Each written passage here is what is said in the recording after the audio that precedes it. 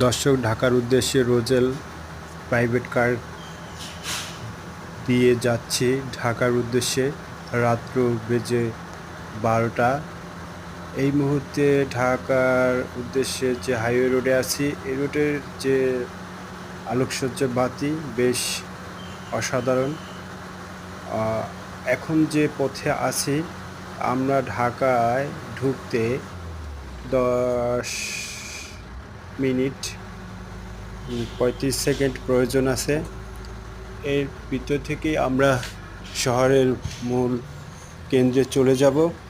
আরও দেখতে পাচ্ছেন যে রাতের শহরটা অনেক আলোকসজ্জায় সজ্জিত, যেখানে পরিবেশ অত্যন্ত পরিষ্কার।